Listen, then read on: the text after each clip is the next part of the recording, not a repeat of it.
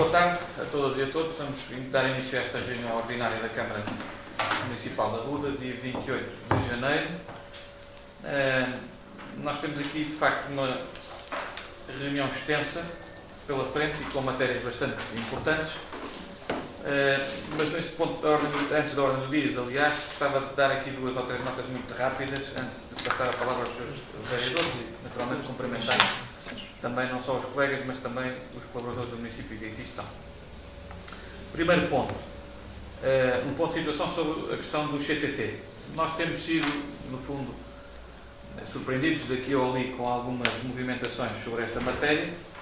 Isto é um culminar de um processo que tem início na questão da privatização do CTT ainda na legislatura anterior, como é do conhecimento público, e infelizmente tem-se manifestado algumas das reservas na altura a este processo de privatização, nomeadamente, sobretudo, relativamente ao fecho e ao encerramento de alguns serviços de proximidade de estações do CTT junto das populações que já estão por si só mais isoladas e com mais dificuldade de, no fundo, contacto com os serviços públicos essenciais. E, portanto, esta matéria da privatização do CTT e daquilo que tem conduzido essa privatização, nomeadamente pelo encerramento de alguns postos de atendimento do CTT, tem preocupado as autarquias, tem preocupado a Associação Nacional de Municípios e a Comunidade Intermunicipal do Oeste também, no último Conselho, ou no penúltimo, também falou sobre esta matéria, também discutiu esta matéria e tomou uma posição pública contra o encerramento de qualquer estação de correios existente na região e, portanto, também em Arruda dos Vinhos, mas no caso concreto expressar a nossa solidariedade, sobretudo com o município do Sobral de Montagraço e com o município de Óbidos, onde está previsto, de facto, o encerramento dos serviços de correios nestes dois municípios. Na área do Oeste não temos conhecimento à data oficial ou oficioso de mais nenhum encerramento. Em todo o caso, da nossa parte, creio que era pertinente aqui na reunião de Câmara marcarmos uma posição política contrária àquilo que sejam tentativas de encerramento de estações dos correios, independentemente da localização do município em causa. Não estamos a falar, felizmente, do Conselho da Ruda, mas expressar aqui a nossa solidariedade perante estes dois municípios que referi, Óbidos e Sobral de Montagraço, que também vêm-se abraço agora com a iminência de poder fechar as suas estações de correios. E, portanto, dar essa nota que, do ponto de vista político, também me parece importante fazermos aqui esta referência. Depois, uma referência mais positiva, felizmente, tivemos o anúncio oficial da realização das Jornadas Mundiais de Juventude, no próximo ano 2022 em Portugal, nomeadamente na cidade de Lisboa. É um acontecimento e um evento que dispensa qualquer tipo de apresentação e que é, de facto, um dos maiores eventos à escala global. E, portanto, Portugal está na senda e Lisboa está na senda deste tipo de eventos, o que é absolutamente notável.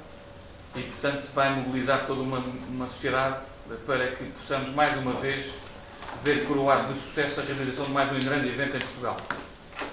Eu tive a ocasião já, ainda esta manhã, de contactar o Sr. Padre Daniel, a felicitá-lo por esta iniciativa, que, ao fim e ao cabo, sendo aqui tão perto, naturalmente, do município da Ruda, estará disponível para colaborar para que o evento de Lisboa seja um sucesso e, portanto, colaborar também com a paróquia para que estas jornadas aqui em Arruda possam também ser um sucesso inolvidável.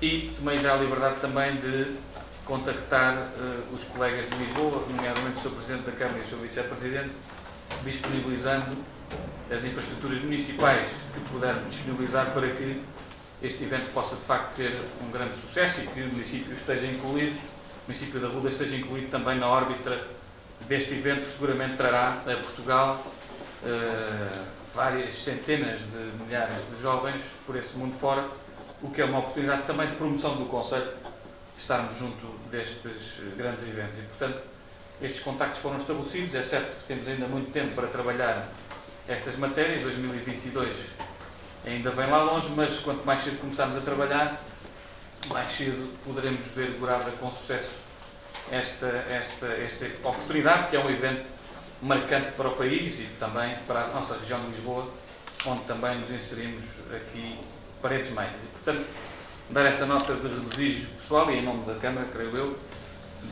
da realização das Jornadas Mundiais de Juventude em 2022 em Portugal.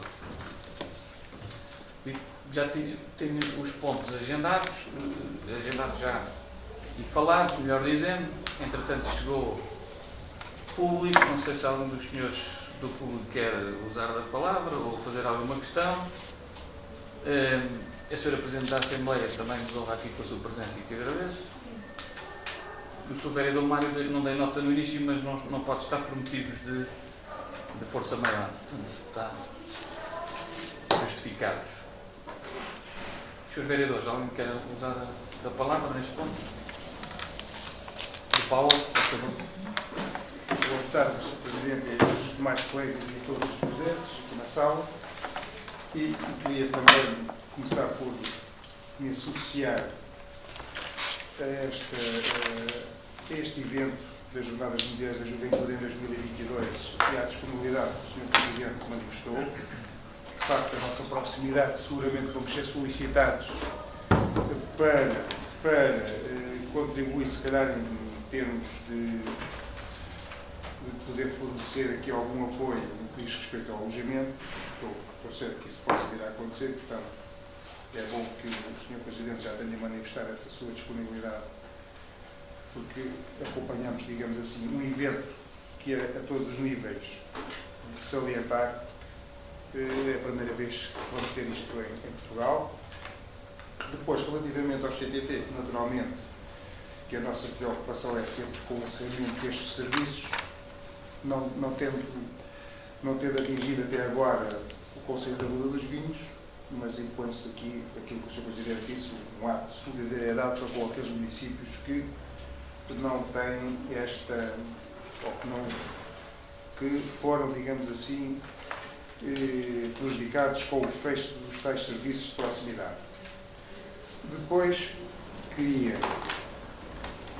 propor, eu quero propor isto ao Sr. Presidente porque penso que é digno de se propor e até porque isto, não obstante estar aqui a Sra. Vice-Presidente, eu queria propor um voto de louvor ao Grupo Cénico de Arranhol.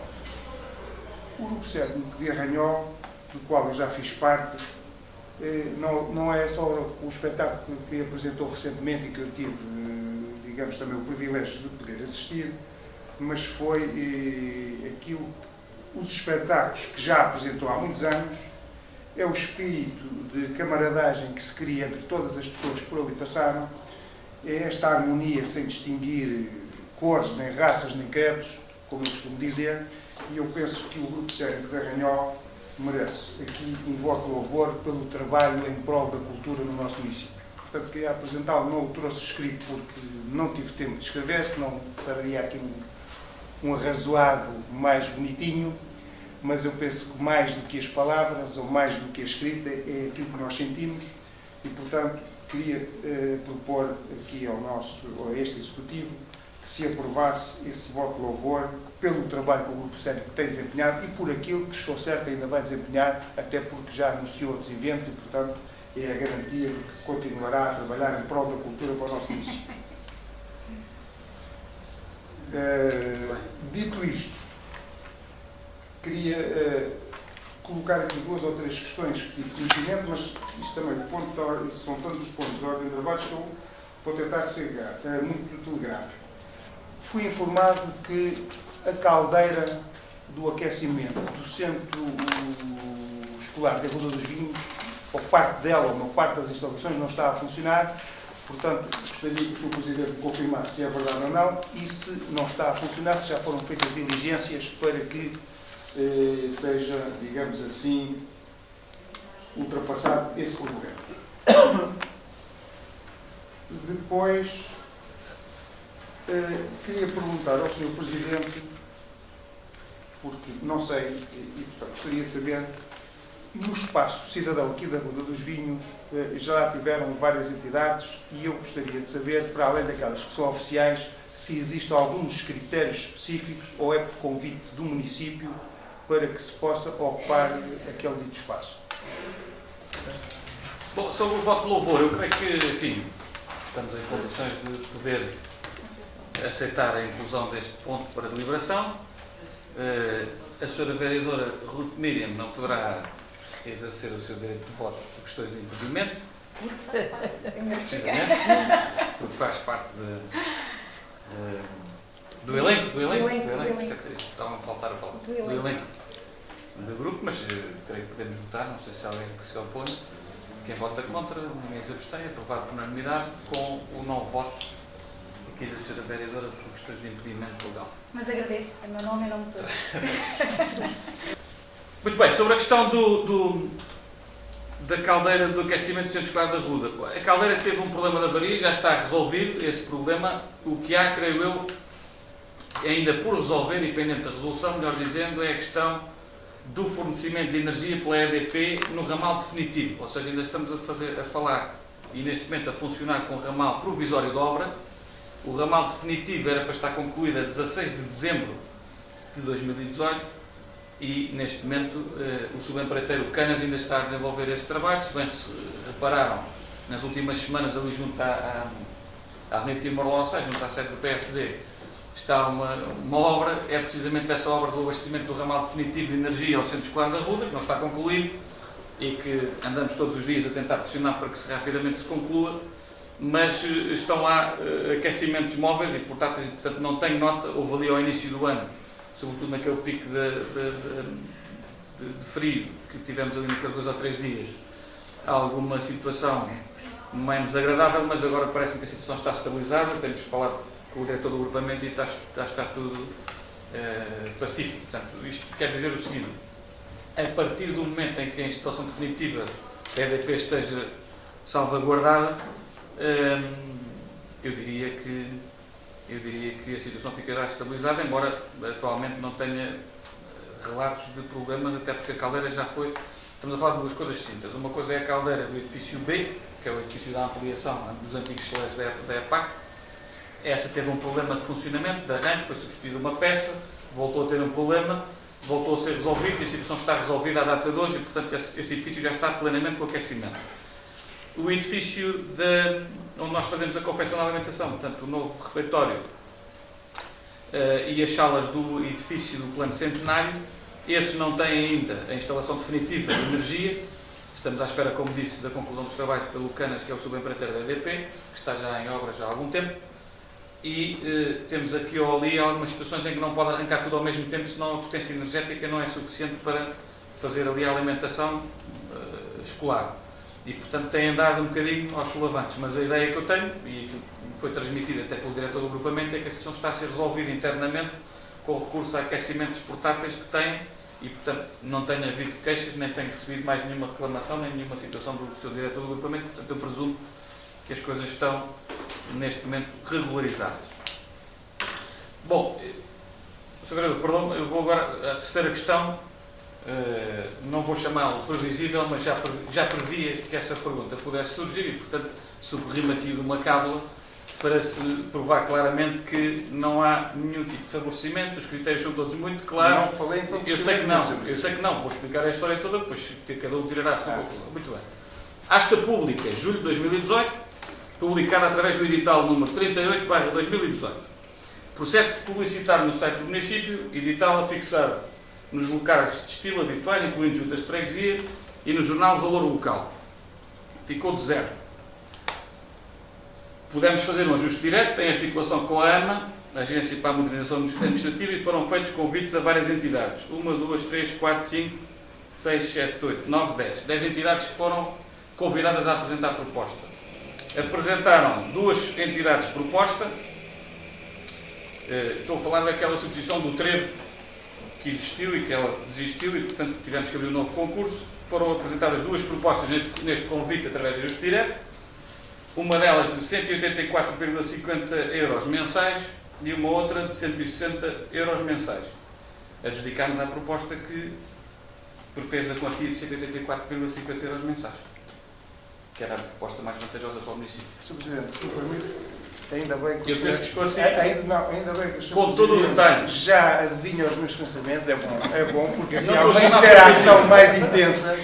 É uma Não estou a interação chamar mais- previsível. Eu Não, vi que houvesse essa faz pergunta. muito bem, mas a pergunta, o senhor não respondeu à minha pergunta. Asta que são pública. os critérios. Asta Asta pública pública. quer dizer, eu ou qualquer outra pessoa podíamos concorrer Asta àquele pública, espaço. há um critério da asta pública mediante os serviços que a AMA nos autoriza a colocar na loja, ou seja, uma vendedora de castanhas, por exemplo, só para Sim, simplificar. mas não estou a dizer o meu caso, eu quero prestar serviços jurídicos, eu posso concorrer? Não tenho essa nota presente, ou seja, dentro dos critérios que a AMA disponibiliza, ou seja, são empresas que têm o CAI X, eu posso fazer uma asta pública. Sim. Mediante outros CAIs, eventualmente tem que ser consultada a AMA. O que nós fizemos esta asta pública foi de acordo com os critérios que a AMA definiu como sendo empresas que poderiam integrar a loja do cidadão naquele espaço. Nós fizemos a asta pública, a AMA pronunciou-se favoravelmente sobre essa asta pública, a asta pública ficou deserta, como? Os critérios. Oh, Anabela, se eu tiver a cometer alguma gafe, diga, corrijo-me, tanto é que tivesse a tratar do processo. Antes disso, Pronto. ainda consultámos a AMA. Consultámos, não é? E fizemos isso. E, portanto, a asta pública foi feita de acordo com os critérios que a AMA definiu. A asta pública ficou deserta, nós perguntámos se podiam fazer ajuste direto.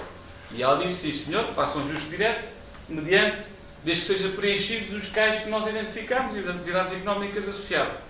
E, portanto, foi isso que fizemos. Fizemos 10 convites a entidades do Conselho e também pedimos à AMA que nos indicasse entidades que pudessem indicar para nós podermos convidar. Acho que foi indicou uma. E nós convidámos. E depois o critério foi preço mais elevado. Sr. Presidente, a conclusão foi muito simples, isso é tudo transparente, é que tem pena não me tenham convidado a mim para esse Se calhar não estava, no eu CAI. era capaz de estar interessado por esse preço. É só por Mas causa se calhar não disso. estava no CAI. Eu não sei se essa atividade... Pronto, Anabela, se houver mais alguma questão, Quando houver. a Anabela poderá.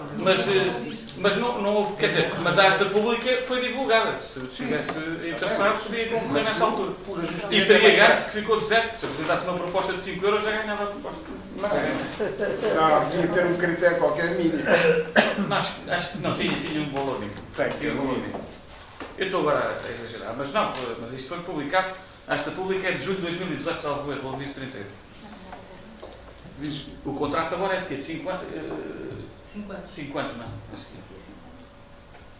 Muito bem. Mas relativamente a isto, é muito claro, transparente, com asta pública e com convites associados à... E quem acompanhou este processo foi a Agência da Modernização Administrativa, a AMA, portanto, passemos à frente. perfeitamente tranquilo. E o processo está disponível para consulta. A Anabela tem o processo. Por acaso não, eu pedi o processo, mas vai voltar à origem.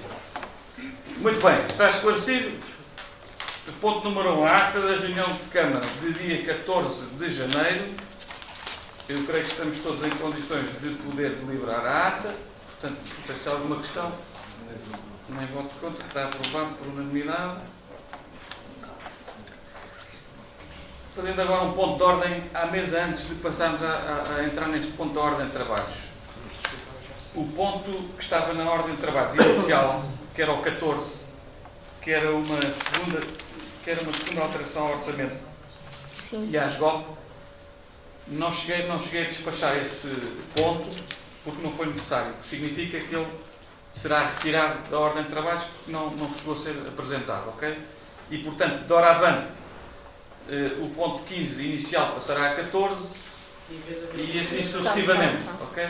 Ou seja, não Pronto, vamos feito este pensar ponto de ordem à mesa, vamos então dar início, digamos assim, à discussão dos pontos para deliberação mais importantes neste caso. E eu iria pedir à reunião de Câmara que me permitissem que pudesse fazer a apresentação em conjunto dos pontos 2 a 12. Estamos a falar destes pontos 2 a 12 da ordem de trabalhos do processo de centralização de competências do Estado Central para as autarquias locais. Há também quem, do ponto de vista técnico-jurídico, classifique como transferência de competências e não descentralização de competências. Essa é uma discussão jurídica que aqui também me parece que não nos deve consumir assim muito tempo. Em todo caso, gostaria de, antes de entrar mais no detalhe sobre esta matéria, de ser algumas considerações de índole genérica em termos daquilo que é politicamente este processo de centralização de competências. Eu diria que, para alguém como eu, que é um entusiasta do poder local democrático e que acha que, de facto, o poder local democrático não é só dizer isso no discurso do 25 de Abril, é no dia-a-dia. É, de facto, uma das grandes conquistas do 25 de Abril e, talvez, o principal motor da coesão territorial no país e daquilo que é também o aumento da qualidade de vida sentida nos 308 concelhos do país. vê sempre esta questão da descentralização de competências como uma oportunidade de aprofundarmos esse caminho que a Constituição de 76 nos permitiu, na sequência da Revolução dos Cravos, e de transmitir mais poder, mais responsabilidade e mais meios para que o poder local e as autarquias locais possam, no seu dia-a-dia, fazer aquilo que lhes compete, que é zelar pelo interesse superior dos seus cidadãos e municípios. E, portanto, nesta perspectiva, parece-me que, de facto, como diz o Sr. Primeiro-Ministro, a descentralização de competências é a pedra angular da reforma do Estado e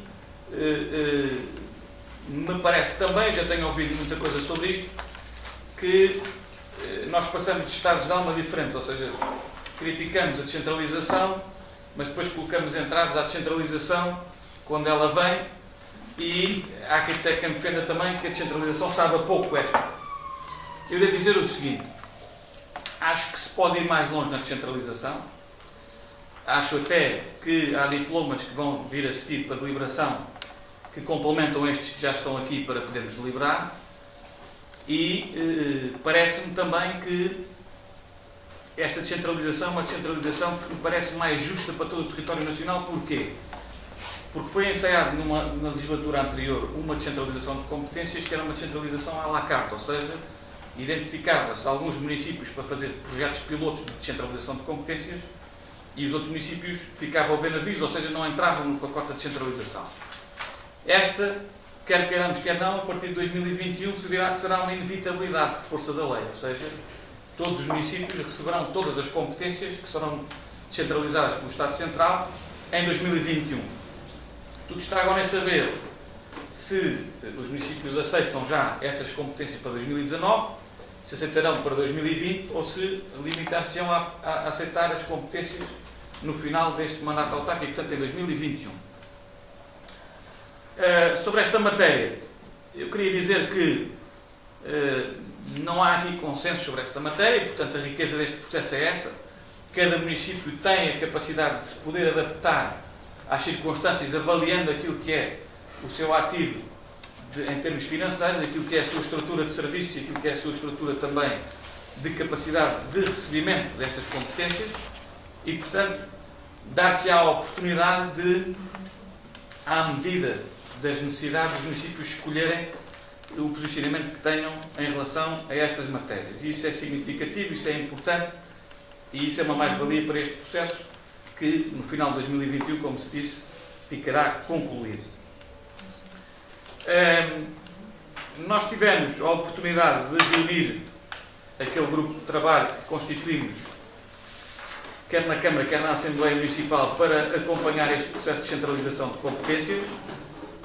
Tivemos a oportunidade também de, atempadamente, enviar para todos os vereadores a documentação sobre os diplomas setoriais aprovados e que iria versar esta nossa deliberação nesta reunião de Câmara de hoje, que será objeto também depois de uma deliberação final pela Assembleia Municipal, que reunirá extraordinariamente no próximo dia 31 de janeiro. E, ao sectorizarmos estes diplomas, também nos torna mais fácil o nosso trabalho, porquanto pedi também que vos fosse distribuído aqui um cronograma, digamos assim, um mapa, sobre a proposta que será aqui, no fundo, trabalhada convosco e deliberada para depois remeter à Assembleia Municipal, que também foi algo que já foi deliberado pelo grupo de trabalho, portanto que eu pedi também para anexarem a ata dessa reunião que teve lugar precisamente faz hoje 8 dias, e em anexo também alguns pareceres, quer da Associação Nacional de Municípios Portugueses, que tem acompanhado a par e passo este processo desde o início, quer também do Governo da República, sobre a questão do financiamento, e é sobre essa matéria também que quero falar sobre o financiamento, porque efetivamente os diplomas em si, que estão aqui em causa, eles não falam na questão da transferência financeira diretamente para os municípios. Há também uma questão que no Orçamento de Estado para 2019 foi revista na especialidade, ou seja, a proposta inicial do Governo, quando apresenta o Orçamento de Estado, constitui um fundo de 890 milhões de euros, grosso modo, para a construção mesmo de um fundo financeiro para a descentralização de competências.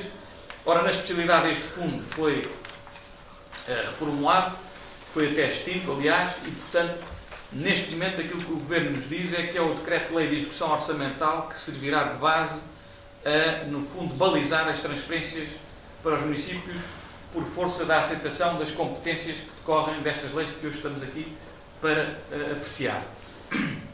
E, portanto, eu percebo que, em parte, isto seja uma incógnita, e qualquer mudança é sempre uma incógnita.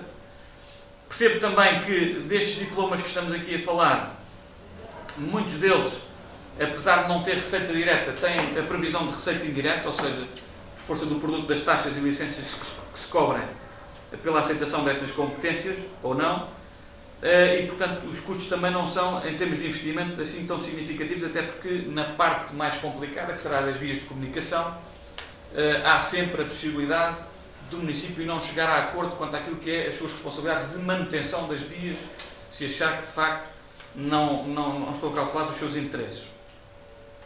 E, portanto, do ponto de vista de equilíbrio, parece-nos que não estará em causa o funcionamento da Câmara se aceitarmos algumas das competências que estão aqui e que já falaremos mais detalhadamente. Por outro lado, e não é menos importante, este exercício de prognose orçamental futura, ou seja, de previsão de despesa orçamental no seio do Orçamento de Estado, também é um exercício difícil de fazer, não sabendo dos 308 municípios do país que percentagem, ou em que medida e em que grau é que cada um deles aceitará ou não as competências. Portanto, é difícil o Governo estar a carregar no Orçamento de Estado quando não sabe sequer se os municípios vão aceitar ou não as competências.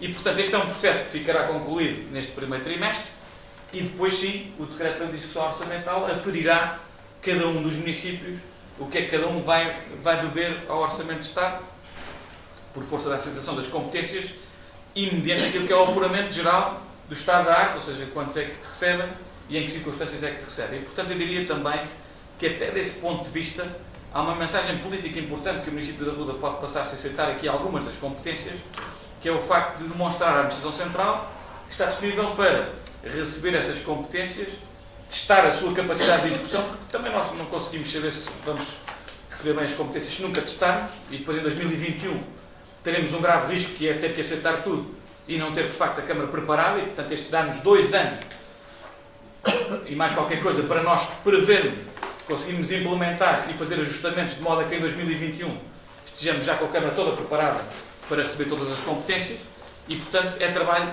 de avanço que se pode fazer se aceitarmos aqui as competências. E, por outro lado, do ponto de vista financeiro também, pode haver vantagem nós estarmos no pelotão da frente, porque não diz eu, em termos de aceitação de algumas das competências que estão aqui previstas e, portanto, também por essa via, me parece mais um argumento que devemos equacionar em termos daquilo que é a nossa capacidade de aceitar ou não aqui as competências. E, portanto, dito desta forma, eu iria socorrer-me aqui deste quadro de síntese que vos distribuímos e, portanto, naquilo que diz respeito à nossa proposta de deliberação da Câmara Municipal na data de hoje, que será depois remetida para a Assembleia Municipal de 31 de janeiro, como já referi, a nossa proposta em termos sintéticos e sem prejuízo depois, em alguma questão mais direcionada, podemos ir ao detalhe de cada decreto-lei per si, nós temos aqui um entendimento que é aquelas competências, e esse entendimento é transversal à região Oeste, portanto aos 12 municípios que compõem a Comunidade Intermunicipal do Oeste. Temos esta posição de princípio que é aquilo que diz respeito às transferências que podem ser encaminhadas para a Cima-Oeste, portanto à Comunidade Intermunicipal do Oeste. A nossa proposta é aceitar esta medida de acordo prévio para a transferência de competências para a Cima-Oeste. E, portanto, estamos a falar de 4 diplomas sectoriais. No caso concreto, dos bombeiros, uma parte, já que a outra diz respeito às equipas de intervenção permanente, que já assumimos essa competência, ou seja, já estamos a executar este acordo e, portanto, também não nos oferece qualquer resistência à aceitação desta transferência de competências e, portanto, na área da proteção civil e dos bombeiros, estou a falar do Decreto-Lei 103/2018, também não vemos inconveniente nenhum em que estas competências de planeamento e de gestão interregional possam ser feitas e assumidas pela Cima-Oeste e, portanto, há um consenso generalizado dos municípios, como disse, para que isto possa acontecer. Depois, também, o mesmo raciocínio, em termos de transferência para a Cima-Oeste, aceitar essa transferência no que diz respeito à captação de investimento, estou a falar do Decreto-Lei 102/2018, Em matéria da justiça, também é algo que já vamos fazendo com o Julgado de Paz do Oeste e que está muito previsto aqui também neste diploma setorial, que é o Decreto-Lei 101/2018. E, finalmente, na área do turismo, também definir e aceitar que a CIMA-Oeste possa também fazer a parte da coordenação desta área. Estou a falar do Decreto-Lei 99/2018, o que significa que são estas os quatro diplomas que estamos em condições de propor que a Câmara Municipal, por sua vez, libera aceitar transferir para a CIMA-Oeste e depois a palavra final à Assembleia Municipal. Portanto, estamos a falar do diploma dos bombeiros, de captação de investimento, justiça e turismo. Depois, a nossa proposta dentro daquilo que foi o grupo de trabalho constituído e também com técnicos municipais, que agradeço a participação neste grupo de trabalho, é de não aceitar as transferências de competências em duas áreas, nomeadamente o estacionamento público, que é o Decreto-Lei 107/2018, e dos jogos de fortuna ao azar, que é o Decreto-Lei 98/2018. Num caso, a nossa posição de não aceitação prende-se, no caso do estacionamento público, com, neste momento, a escassez de fiscalização e de estarmos com a estrutura subdimensionada para receber esta competência, e temos que ver até que ponto é que podemos fazer aqui um protocolo de gestão desta matéria com a própria Guarda Nacional Republicana, é algo que vamos estudar a partir de agora, para que em 2021 tenhamos, pelo menos, a estrutura preparada para receber esta competência.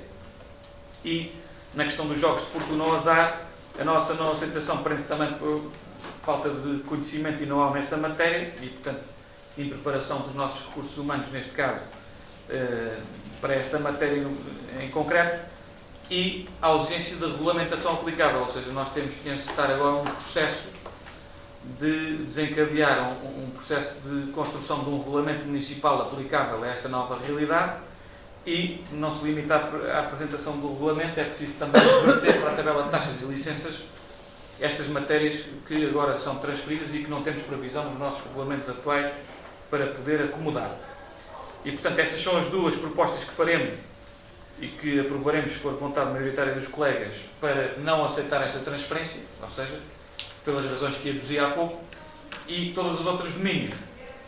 Entendemos nós, e entende o grupo de trabalho que se pronunciou sobre esta matéria, que estamos em condições de poder aceitar. Ou seja, estamos a falar do Decreto-Lei número 106/2018 na questão do património imobiliário público, que não vemos aqui qualquer inconveniente. Aliás, eventualmente o único património que pode saltar aqui para a esfera municipal será o antigo edifício da Junta Autónoma das Estradas junto ao quartel da GNR, e algum que as finanças sejam possuidores ou detentores na sequência de algum processo de execução fiscal ou alguma coisa que possa ter revertido para o domínio público e que estamos à espera ainda de informação.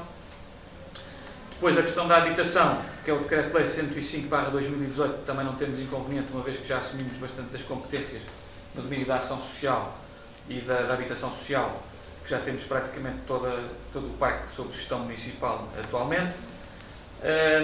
Na matéria do atendimento ao cidadão, estamos a falar sobretudo das lojas do cidadão e dos espaços do cidadão, e portanto também já temos esta competência bastante enraizada e a equipa preparada para continuar esta assunção de competências. A questão dos bombeiros, também já falei na vertente da equipa de intervenção permanente. A questão das vias de comunicação, o Decreto-Lei 100/2018, e atenção que este Decreto-Lei fala apenas na gestão, na primeira fase, na gestão das vias municipais, que hoje são estradas nacionais e que passarão a ser vias municipais, sob gestão municipal, dentro dos perímetros urbanos, ou seja, não estamos a falar das estradas nacionais que sejam localizadas fora dos perímetros urbanos, e há sempre a prerrogativa de, no processo, não obstante a comunicação, de aceitarmos esta competência, de, no fim do processo, juntamente com as infraestruturas de Portugal e com o Ministério das Finanças, chegarmos ou não a acordo quanto às transferências das outras competências, nomeadamente a manutenção das vias, e, portanto, temos essa prerrogativa também, daí podemos estar mais confortáveis quanto a esta matéria. E, finalmente, eu diria que, sobre a gestão das praias, o nosso entendimento é que nem sequer nos devemos pronunciar sobre esta matéria, porque apesar do diploma prever a gestão de praias fluviais, nós não temos de facto neste momento, nenhuma praia fluvial devidamente licenciada e, portanto, nem sequer temos esta competência com capacidade de ser executada ou exercida no caso concreto. e, portanto, a nossa sugestão é nem sequer deliberar esta situação. Portanto, grosso modo, eu diria que de uma forma muito sucinta também, acabei por abordar todos os temas que estão aqui sob nossa deliberação nesta reunião de Câmara. Como disse, depois será ainda deliberada em Assembleia Municipal no próximo dia 31, mas naturalmente agora ficarei à disposição dos seus vereadores para uma questão mais concreta, mais detalhada, que entendam por conveniente. Grosso modo, a apresentação global está feita. Muito obrigado. Bem, eu também vou tentar fazer aqui, deixar 2 ou 3 notas de caráter geral e depois queria me pronunciar sobre aqui alguns pontos em concreto. Vamos ver, eu ouvi atentamente a exposição do Sr. Presidente e aquilo que eu quero dizer é o seguinte: eu penso, é a minha opinião, que a matéria da descentralização de competências é das coisas talvez mais importantes que se possa levar a cabo. As populações neste momento, digamos, estamos a falar de um processo em si que não diz nada às populações, mas que pode vir a dizer muito às populações quando se concretizar as competências que se recebem ou aquelas que não se recebem, e eu penso que aí é que se vai colocar verdadeiramente a questão da importância da descentralização de competências. E dito isto, eu penso que esta questão nem é uma questão que deva ser politizada do ponto de vista se é o PSD ou o PS ou o CDU, ou seja lá quem for, mas deve ser uma matéria tratada, é esta a minha concepção de ver a descentralização de competências e com base no municipalismo, que deve ser tratada sempre com o objetivo de recolhermos ou não elementos que são essenciais, digamos, para dotar as nossas populações de melhores condições de vida e por aí fora. E dito isto, o que é que eu quero dizer com isto? Eu quero dizer que, se eu tivesse que fazer 1 ou 2 conclusões sobre esta matéria, eu diria que a primeira conclusão que eu diria que só vale a pena aceitar a transferência de competências se ela for acompanhada das dotações orçamentais realistas que permitam pôr em causa as competências que recebamos e, portanto, isto de modo a garantir a autonomia das próprias autarquias. Essa, digamos, se me é permitido dizer, será a grande conclusão. A outra conclusão a retirar disto é que a descentralização de competências tem que ser efetiva e não uma mera transferência de encargos, ou, como eu já disse e escrevi isto, que fosse, digamos, um mero simulacro destas competências. Dito isto, o que é que eu posso acrescentar, se é que tem utilidade para a discussão, nestas matérias todas e nestes pontos todos que vêm à discussão? Eu acho que o ponto mais sensível é, de longe, neste momento, a questão das vias de comunicação. Já que não estamos aqui ainda a tratar da matéria, digamos, da saúde, nem da educação, não obstante já haver algumas competências que a Câmara exerce, mas aquela que me parece, de facto, muito, à qual eu sou sensível, e penso que no futuro nós todos vamos ver até que ponto a tomada de decisão que hoje seja aqui votada tem ou não influência, é relativamente às vias de comunicação. E isto porquê? Porque nós sabemos que o nosso Conselho é um Conselho pequeno. É um Conselho, como diz aqui o meu colega, que não vai levar a mal, o meu colega de carteira, costuma dizer, é pequenino, tem um orçamento de 11 ou 12 milhões e isso comparado com, por exemplo, a realidade de Vila Franca, somos mesmo muito pequeninos e se for com outros concelhos ainda mais pequenos somos. Eu recordo sempre uma expressão de um presidente de uma Câmara aqui próxima, que um dia visitou a Ruda e disse, perguntando ao Carlos Lourenço, na altura presidente de Câmara, qual era o orçamento da Câmara, o Carlos respondeu e ele de imediato disparou. Epá, esse dinheiro dá para eu fazer uma rotunda e uma fonte no meu concelho. Portanto, só para vermos a dimensão do que era o outro concelho e o nosso. Portanto, somos pequeninos, mas isso não impede que nós não lutemos pelas condições de vida o melhor possível dos nossos munícipes e tudo mais. Ora, chegados a este aspecto, é aqui que eu penso que, no que diz respeito às vias de comunicação, a proposta do Sr. Presidente é no sentido de aceitarmos a transferência de competências. diz, porque a lei também o diz, bem, mas depois isto é um projeto de transferência que nós podemos ou não vir a concretizar. Só Sr. Presidente. Por isso é que eu defendo, contrariamente àquilo que o Governo diz, e nem sei o que é que o PSD diz sobre isso, mas defendo enquanto pensamento jurídico, que se chegarmos a 2021 e não estiverem acompanhados as transferências de competências daqueles princípios e garantias que a Lei 4 estabelece, eu acho que existe toda a legitimidade, não só política como jurídica, para se rejeitar aquela dita competência.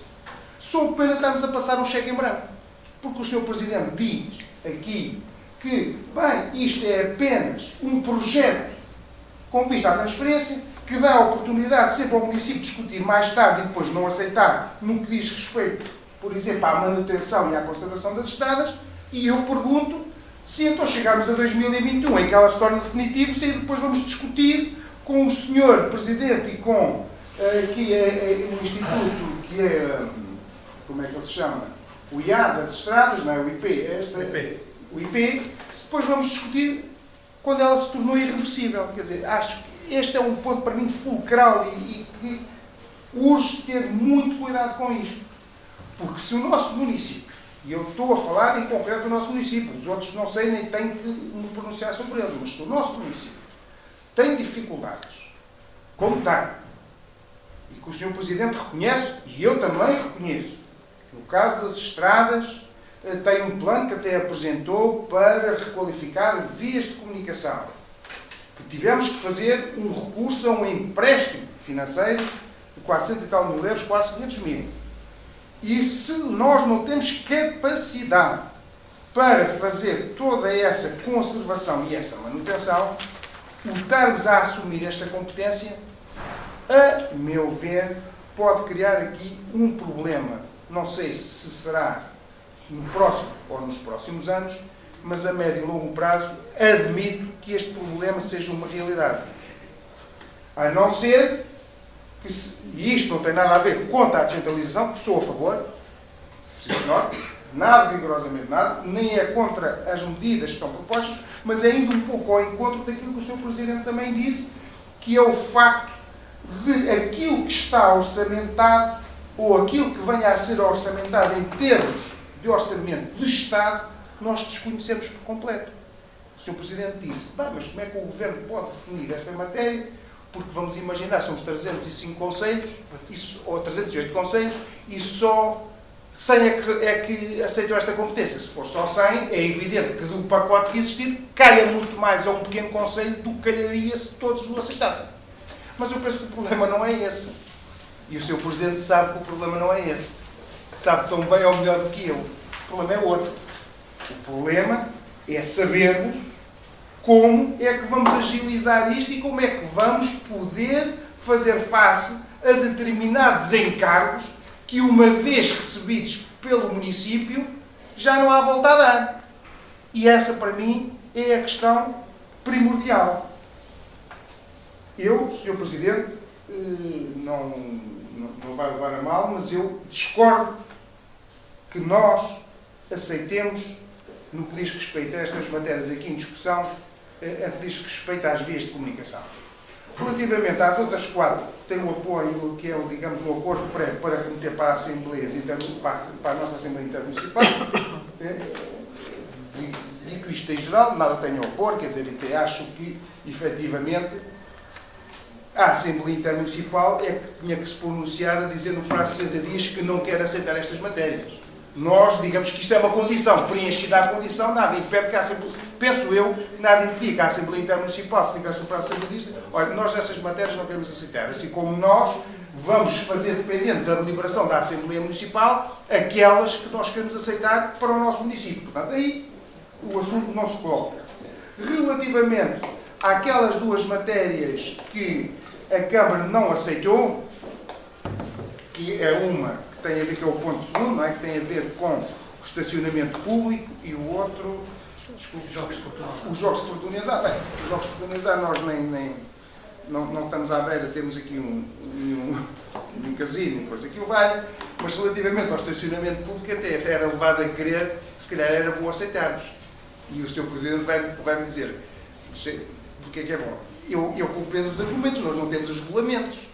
E eu sei que do ponto de vista autárquico, andar a aplicar coimas na rua por parte, não da GNR, mas se calhar por parte de uma polícia municipal, qualquer entidade municipal, que pode ser desagradável. Mas há aqui uma coisa que eu tinha garantido. É que a receita, como diz a lei, entre 70% a 100% é para o município. E, portanto, isto podia-se até reverter numa fonte de receita para o município superior àquilo que são as despesas. Mas entendo que, pronto, que ainda não estejamos preparados para tal porque não temos os regulamentos. Mas era uma matéria que é levada a pensar. Encargos, parece-me que não teria muitos, a não ser, talvez, no que diz respeito aos meios humanos, talvez fosse preciso mais pessoas para isso, mas depois as receitas, se calhar, eram suficientes para fazer face a isso e ainda haver, digamos, algo mais para o município. Mas, abstraindo isso, quanto às outras matérias, pronto, também não tenho problema nenhum em votar favoravelmente a essa proposta, a estas propostas que o Sr. Presidente apresentou. Depois temos aquelas que são, digamos, o domínio da habitação, nós até já as temos. Eu vi esta a dos cidadãos, portanto, competência do atendimento cidadão, também, pronto, temos cá, já está a ser executada, portanto, não há aqui grandes novidades, a não ser se formos criar aqueles Centro de atendimento aos migrantes. centros de atendimento, exatamente. Está também no nosso plano de atividade. Pronto, mas que aí não vejo nada. E temos aqui uma questão que também a mim me levantou aqui alguma dúvida, relativamente aos bombeiros também não tenho aqui nada a opor, até porque o município já assumiu que, e segundo percebo, a lei que está em vigor neste momento impõe que 50% da remuneração da equipa de intervenção permanente seja suportada pelo município e a outra Autoridade Nacional de Proteção Civil. pela entidade nacional. Agora, a questão que se pode colocar aqui é se isto é transitório ou é definitivo. Ou seja, se nós vamos ter que participar sempre com os 50%, ou se o Estado vai deixar de participar com os outros 50%, ou se nós temos a oportunidade de vir a deixar de participar com os 50%, uma vez que há outros encargos e esses da remuneração fossem assumidos pelo Estado. Há aqui várias coisas que se podiam colocar, mas também se calhar não é oportuno estarmos aqui a discutir isso, mas em linhas gerais nada tenho a opor quanto à aceitação disso. Depois, havia aqui uma matéria que é aquela que o Sr. Presidente há pouco falou, a Justiça também nada, onde é que está? É aquela matéria que diz respeito aos edifícios públicos.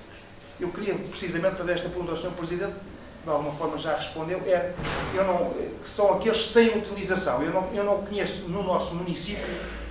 O único é aquele que foi. É esse, é o único, portanto não há mais nenhum. Não tenho nota disso. Pronto. Quer dizer que haja algum prédio rústico aí? Ou... Não, mas, por exemplo, nós contamos. Mas é coisa residual. Isto foi pensado, por exemplo, estou-me a lembrar, por exemplo, Mafra. Tem o Palácio de Mafra.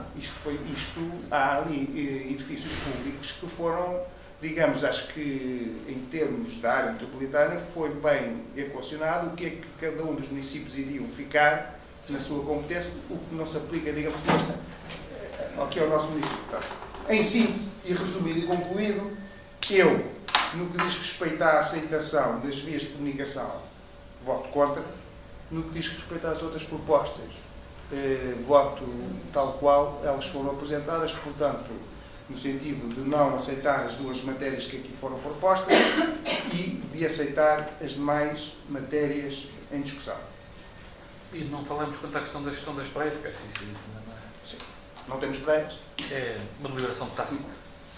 Muito bem, deixem-me só, já agora, Sr. Vereador, agradecendo a sua intervenção, naturalmente, queria também, de alguma forma, dar uma nota de resposta muito telegráfica, enfim, tentar, grosso modo, no seguinte. Começar por dizer o seguinte: parece-me que esta questão pode e deve ser politizada, o que não deve ser é partidarizada. Ou seja, acho que isto é uma discussão política profunda sobre o poder local democrático e eu acho que isso é importante para as nossas populações, não diretamente, mas como disse bem, o resultado disto é que no fim conta. Ou seja, se nós conseguirmos fazer melhor o serviço com menos custos para o erário público, ganhamos todos e, portanto, esse é o corolário básico do princípio da subsidiariedade, que é um princípio que está adjacente e inerente à reforma da descentralização de competências da Administração Central. Depois de dizer o seguinte, para falar da questão do estacionamento, dizer o seguinte: não é por uma questão de incomodidade ou não de receber esta competência. Nós temos uma média de receitas dos parquímetros, que já cobramos nos nossos parquímetros cerca de 10 mil euros anuais, e se nós tivéssemos que dotar o quadro pessoal com mais uma pessoa para fazer esta fiscalização, eu diria que não se justifica. Manter-se o nível da receita, também é provável que ela aumentasse, mas a manter-se o nível da receita, estou longe de considerar que fosse um investimento para o município importante, a não ser que houvesse aqui uma questão de ordenamento do trânsito, fosse mesmo muito urgente colocar aqui esta competência ao serviço das pessoas. Como não é o caso, também não me parece que seja uma competência muito urgente de assumir. Por outro lado, no seio da Cima Oeste está a ser equacionado criarmos uma empresa intermunicipal que possa, estamos a ver também do ponto de vista jurídico, mas que possa de alguma forma assumir esta competência em nome dos municípios, ou seja, nós assumimos esta competência e delegamos numa entidade intermunicipal a gestão deste serviço de acompanhamento e fiscalização ao estacionamento público. Enfim, é algo que vai demorar ainda uns meses, até chegarmos aqui a alguma conclusão, mas é mais um cenário que está em cima da mesa, e o outro, naturalmente, que não rejeitamos a possibilidade é, em vez de dotarmos os recursos humanos da Câmara com mais efetivos para poder fazer face a esta competência, será, eventualmente, protocolar com a Guarda Nacional Republicana, que é, neste momento, quem tem esta incumbência, para continuarem a fazer este serviço público. Depois, dizer o seguinte: na questão das vias municipais, eu diria que o que estamos aqui a deliberar, efetivamente, numa primeira análise, é, de facto, receber a competência de gestão. O que é que nós entendemos como competência de gestão? A competência de gestão destas estradas nacionais que passarão para a esfera municipal é: eu, se quiser fazer um atravessamento de uma canalização do gás natural, ou de uma canalização de águas, ou de uma rede de abastecimento elétrico, ou o que seja, se ela passar na Estrada Nacional, neste momento nós temos que pedir autorização à Infraestruturas de Portugal, à IP, e pagar a taxa respectiva. Com esta competência de gestão, e isto também para a questão da publicidade fixada junto às estradas nacionais e do perímetro urbano. Nós, ao recebermos esta competência, passamos nós a ser a entidade que faz a autorização de atravessamentos e que faz a autorização para a concessão da publicidade confinante às vias que são nacionais e que deixarão de ser de gestão nacional dentro dos perímetros urbanos e que passarão para a gestão municipal. A questão da manutenção, salvo melhor opinião, naturalmente, não se coloca ainda nesta deliberação. O que nós estamos a definir e a aceitar já é receber a gestão. A manutenção é objeto de um acordo que terá que ser feito, naturalmente, com as Infraestruturas de Portugal e mediante um caderno de encargos que venhamos a considerar que seja útil e eficaz para o município da Rua. Portanto, por outro lado, o que eu acho também é que quanto mais cedo, nesta que naturalmente tem impacto, eu reconheço isso e começo por reconhecer isso, em termos de futuro, quanto mais cedo nós começarmos a negociar com o Governo e com as Infraestruturas de Portugal este pacote de manutenção, eu acho que mais ganho de causa potencialmente nós podemos ter se, caso contrário, nós chegarmos a 2021, como se diz na gíria, com um bocadinho em estado de necessidade para negociar. E, portanto, parece-me agora que, se calhar, nós tendo aqui 2 ou 3 anos para podermos ir negociando, e temos que isso foi uma prioridade política e, portanto, temos também que ser sinceros quanto a esta matéria, se pudermos colocar também aqui a variante na agenda da negociação deste tema, eu acho que isso tem ganho de causa para o município da Ruda. E, portanto, quanto mais cedo nós começarmos esta interação com o IP e com o Governo sobre a gestão e a manutenção destas vias, mais força ganha a nossa reivindicação para 2021 e mais força ganha também a nossa capacidade negocial para defender aqui a questão da variante à Vila da Ruda, que não é menos importante e que não é despeciente considerar neste processo que pode ser uma oportunidade também para desbloquear definitivamente essa circunstância. E, portanto, eu diria que não me parece que seja qualquer risco, embora compreenda a posição, mas no nosso caso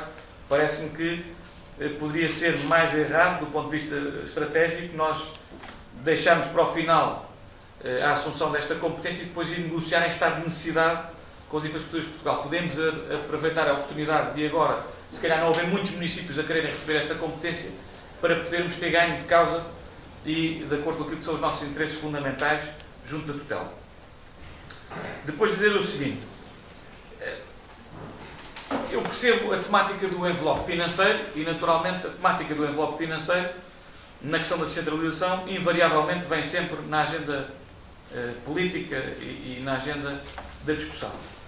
Mas eu diria que a discussão é mais dessa, no fundo, temos que fazer, que é, ficarão ou não os cidadãos melhor servidos se estas competências puderem passar para a administração local? Será ou não muito gravoso para o município assumir estas competências dentro do quadro daquilo que é a sua previsão em termos de recursos humanos, em termos de capacidade de investimento, em termos orçamentais até? E, portanto, nessa discussão, parece-nos que este ponto que nós estamos aqui a deliberar, de aceitar todas estas competências, exceto aquelas duas que já falámos, parece-me que nesse racional nós estamos confortáveis para dizer que sim, senhor, achamos que estamos em condições de proporcionar aos municípios da Lula um melhor serviço e mais próximo, com mais efetividade aos nossos municípios. E, portanto, em muitas das áreas, como se acabou por referir, nós até já estamos à frente do tempo e já estamos a fazer. E, portanto, também nessa questão dos migrantes já estava no nosso plano de atividades anual do orçamento para 2019, ainda antes de conhecermos a descentralização de competências que nos vinha calhar. E, portanto, eu diria que o município já estava, da Lula, já estava preparado para poder receber estas competências, ou pelo menos já estava a preparar para as receber em efetividade. E, portanto, eu também queria dizer o seguinte. Apesar de compreender essa questão do envelope financeiro, também digo que acho que há vantagem de irmos no pelotão da frente. E, por outro lado, queria chamar a atenção para isto. Nós promovemos, em junho, creio eu, de 2018, no Auditório Municipal, uma conferência sobre a descentralização de competências. Trouxemos, nessa altura, o Secretário-Geral da Associação Nacional de Municípios Portugueses, o Rui Solheiro, que foi Presidente da Câmara de Melgaço durante várias décadas.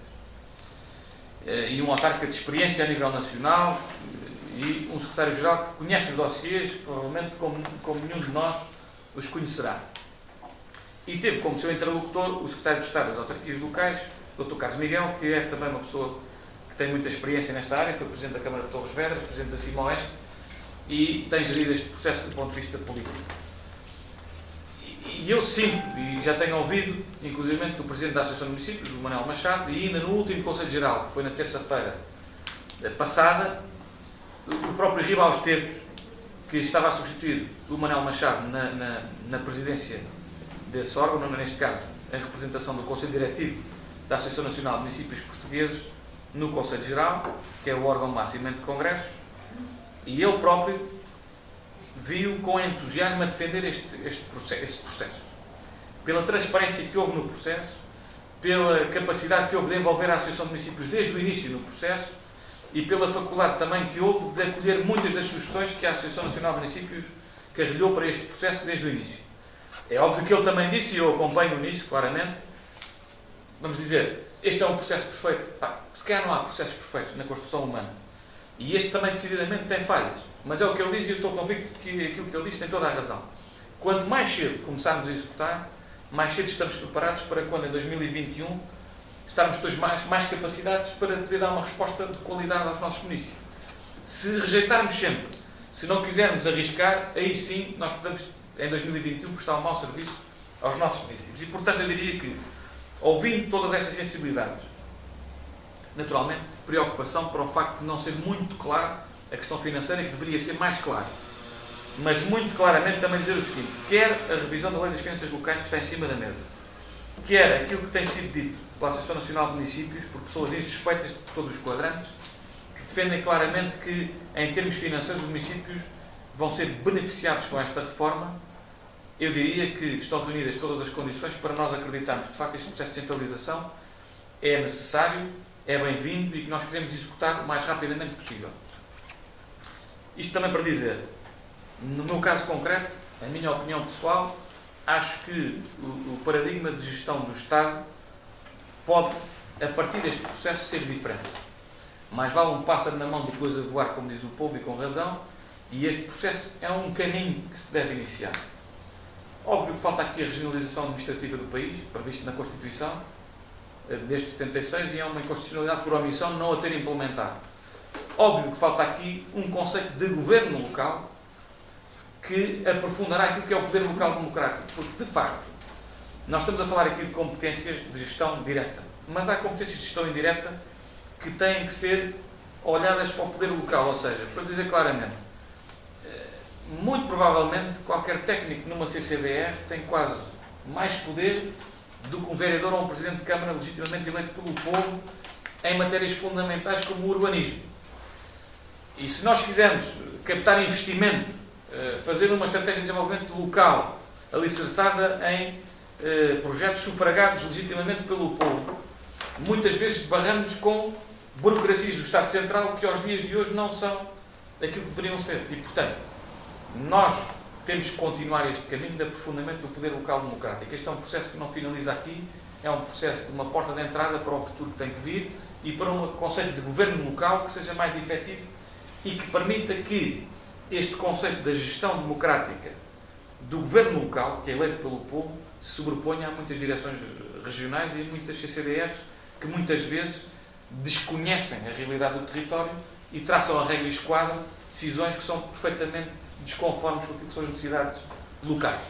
E, portanto, eu acho que a descentralização tem que ter um resultado positivo, deve ter esse resultado positivo, mas é um processo que não se esgota nem neste mandato, nem com este governo. Tem que se continuar como missão e objetivo estratégico de desenvolvimento futuro do país. E, portanto, eu estou convencido que é preferível começarmos já do que estarmos sistematicamente a adiar problemas e depois nunca conseguimos encontrar soluções para esses problemas. E, portanto, queria dar essa nota também para partilhar com os colegas também um bocadinho aquilo que é a minha visão para o futuro nesta matéria. Para não haver equívocos sobre isto, porque o Sr. Presidente aflorou aí várias matérias, algumas eu desconhecia, e, portanto, para que não haja equívocos. Ponto 1. 100% a favor da descentralização de competências. Ponto 2. No que diz respeito às competências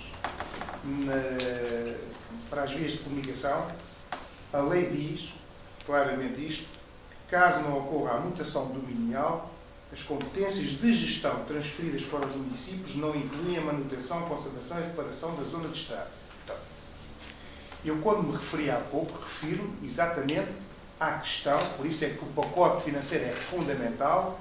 Quando nós estamos a assumir, uma coisa é a gestão daquilo que já cá temos, outra coisa é a obrigação dos encargos resultantes da conservação, manutenção e reparação das estradas, nomeadamente estas que passam no centro da vila, da Rua dos Vinhos. Terceiro ponto. Se o Sr. Presidente me disser que eu estou a aceitar estas competências, porque por troca da aceitação destas competências eu consigo mais facilmente ter uma variante à Vila da Ruda, que não tem a ver com esta discussão, tem a ver com o ponto que vemos a alguns aqui na ordem de trabalhos, eu aí entendo perfeitamente, mas isso é um dado que o Sr. Presidente tem e que eu não tenho. Eu não tenho. Se eu tivesse a falar com o Governo Central e que o Secretário de Estado me dissesse assim como o outro, que me assobiou ao ouvido e disse: "Oh, meu caro amigo, se aceitar estas competências, se calhar eu, como contrapartida, viabilizo a realização da variante à Vila da Ruda", oh, meu caro amigo, ótimo, porque eu sou a favor da variante à Vila da Ruda. Posso só interrompê-lo para dizer o seguinte: eles também não precisam dizer tudo. Não, senhor. Isto está mais do que entendido. Obviamente, um governo só fará um investimento numa variante à Vila da Ruda de 3 milhões de euros Se nós gastarmos... se desclassificar tudo o resto. Isso é lógico. Sr. Presidente, mas E isso eu, se estivesse lá, provavelmente qualquer um de nós teria a mesma posição negocial. isso é trocar, digamos assim, os Agora, encargos... eu não posso garantir isso, nem posso dizer que isso seja um dado absolutamente fundamental e decisivo para fundamentar uma decisão de votar a favor contra a obstância desta matéria. Mas, Sr. Aquilo Presidente, que eu posso transmitir para o conhecimento da reunião de Câmara é: parece-me que isto será uma inevitabilidade. Se a variante se fizer, isto já será uma inevitabilidade. E, portanto, obviamente que nós até podemos reforçar, se aceitarmos esta competência, a nossa posição negocial para defender essa variante. É só isto que eu posso dizer. E que isso fique claro. Sr. Presidente, E também... peço desculpa pela interrupção, mas eu creio que era importante Não, para esclarecer não, essa. e eu devo dizer o seguinte: é importante nós sabermos, porque quando estamos a discutir estas matérias, estamos, no fundo, a criar encargos para o futuro.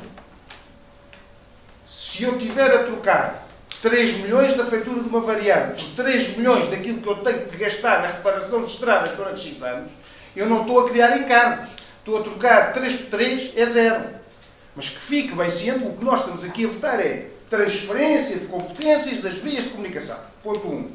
E isso, eu mantenho aquilo que disse anteriormente. Se me disserem a mim, ou se o Sr. Presidente, como agora, abrindo um pouco o véu da coisa, diz, espera aí, mas este é uma maneira de eu tentar pressionar ou de eu tentar concretizar uma obra que é fundamental para a nossa vila, e isso também estamos todos de acordo, e eu tenho que dar alguma coisa para receber algo em troca, eu entendo isso, mas também não é por causa de eu votar contra que isso... Agora, o que eu não aceito é que amanhã se venha dizer que o PSD ou o Luís Rodrigues é contra a variante. Não.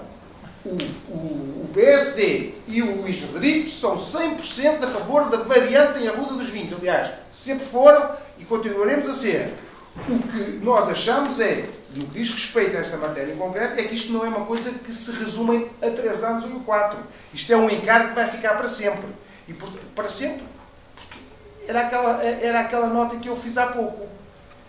Eu não sei qual é o pensamento do Sr. Presidente, mas é o meu.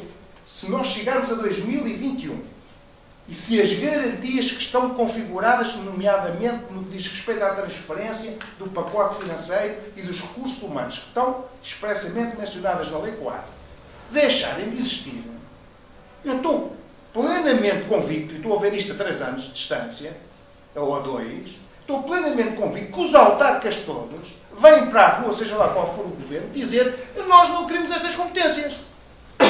Porque afinal fomos iludidos. Disseram-nos que iam transferir o pacote financeiro, mas o pacote financeiro não vem. Ou o que vem é insuficiente para os encargos que nós assumimos. Ou seja, o Sr. Presidente vai-me dizer de boa fé... Diga? Isso é normal. De boa fé, o Sr. vai-me dizer. Não, eu de boa fé aceitei isto porque prometeram aquilo. Mas na volta prometeram, mas não cumpriram. Então, ficamos ambos esclarecidos quanto a isso. O Sr. Vereador Valtudes tinha pedido a falar. Muito boa tarde a todos. É uma discussão interessante. É mais uma oportunidade. Penso que é uma oportunidade que está a ser bem trabalhada. Quando digo bem trabalhada é no sentido de responsabilidade plena da parte do Governo, da Associação Nacional de Municípios, por sua vez, congrega todos os municípios portugueses e tem aqui aquilo que foi sempre nas coisas até hoje feitas na descentralização, eu chamo-lhe de alguma forma o calcanhar daquilo que tem a ver com o chamado pacote financeiro. Isso é transversal e naturalmente que coloca-se sob reserva a sua aceitação. Aquilo que diz respeito ao município de Arruda dos Vinhos, penso que há aqui um trabalho bem feito. O grupo de trabalho elaborou aqui também o seu parecer. É uma proposta perfeitamente realizável e trilha caminhos que preparam o 2021. E também na questão que o Sr. Vereador Luís Rodrigues coloca, naturalmente com a pertinência que entende dar e que se respeita plenamente, está também aqui subjacente esse caminho e esse preparar, e não entrando agora nas questões de pormenor, que são importantíssimas de alguma equação entre aquilo que é o receber e o grande projeto para o nosso município da variante também. Portanto, penso que há aqui uma maneira diferente de descongelar reservas que foram, no passado, alguma descentralização que foi feita, e as reservas, nomeadamente e especialmente, têm a ver com a componente financeira. Portanto, penso que realmente há aqui o ganhar desse espaço, as coisas menos bem feitas ajudam a corrigir e a desejar-se que esta transferência seja um passo diferente a concretizar, e eu diria que nessa excelente relação, pelo menos pública, e sendo pública ela é mesmo excelente, ninguém a desmentiu, entre o Governo e a Associação Nacional de Municípios não põe em causa que cada município, per si, questione. E que, dentro desse questionar, balize aceitações graduais até ao ano 2021, visando a sua preparação. Até para dar tempo a que o último parágrafo que vem aqui no ofício da Associação Nacional de Municípios, se o Sr. Presidente permite, eu ia ler, um minuto, talvez nem demore isso, diz aqui muito claramente: em consequência de tal situação, e enfim, o explanar toda a questão que é aqui anteriormente expressa, a Associação Nacional de Municípios exige ao Governo e aos partidos políticos com assento na Assembleia da República que clarifiquem qual o procedimento legal que garanta o financiamento do processo de descentralização em curso, devendo esta clarificação ser efetuada antes da publicação e entrada em vigor dos restantes decretos-leis sectoriais. Isto tem a data recente de 8 de janeiro de 2019. Portanto, O que não aconteceu. isto é o corolário daquilo que são um passado e o presente e o futuro. E, naturalmente, congregando tudo isto, esse pacote financeiro e estes alertas terão em linha de conta a natural satisfação de uma aceitação plena, de boa fé, que a Associação de Municípios no seu todo e cada município per si, dentro das suas CIMs, irão fazer e pôr Portugal um bocadinho, enfim, na direita do pelotão da frente, mas daquilo que muito se faz na Europa, nomeadamente na Europa Central, onde há experiências fantásticas na questão da centralização. Portanto, é um bom passo que eu pessoalmente vejo e politicamente devíamos aproveitar de acordo com aquilo que é proposto pela Câmara Municipal, respeitando naturalmente a posição do Sr. Vereador naquilo que às vias, às comunicações, achou também dizer. Muito bem. Deixem-me só, antes de colocar a votação, dizer o seguinte, também para ficar balizada esta questão. Não posso dizer que o facto de nós aceitarmos esta delegação de competência das vias municipais é garantia que a variante ficará construída à conta disso.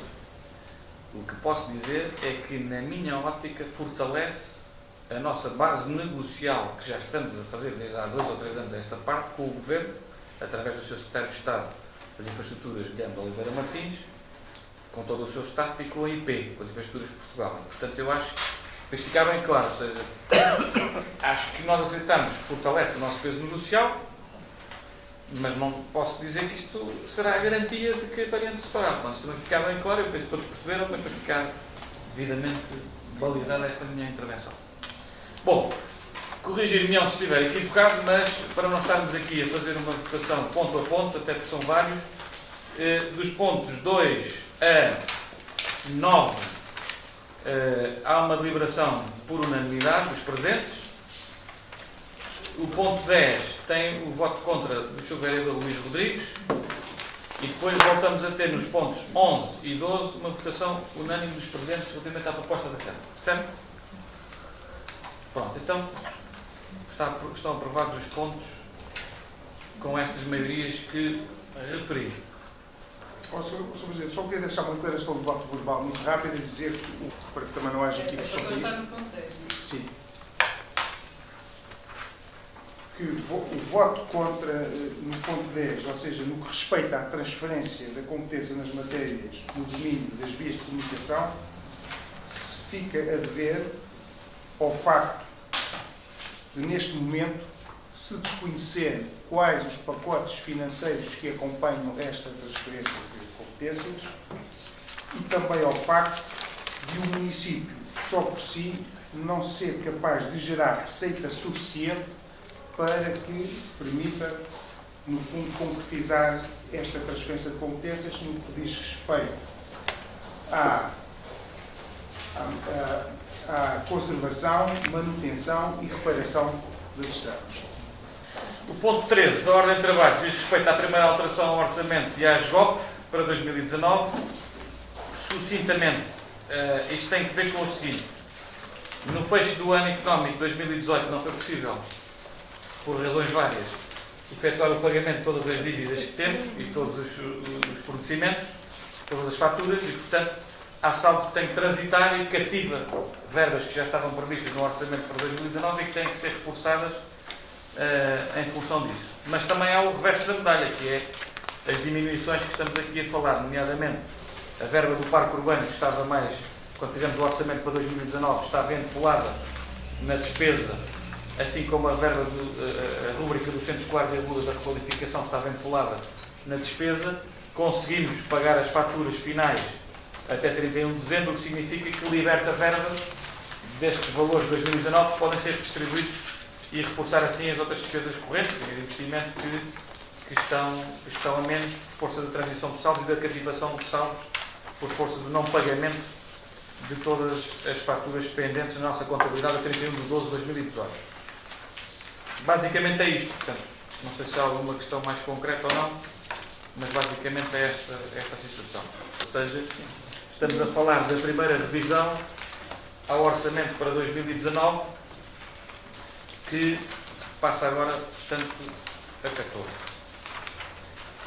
Quais é que são as principais alterações deste ponto? Portanto, há aqui um aumento da receita que é preciso inscrever e que é proveniente do Orçamento do Estado, portanto, das atualizações de transferências do Orçamento do Estado para 2019, que não pudemos inscrever no momento em que estávamos a elaborar os documentos previsionais em outubro.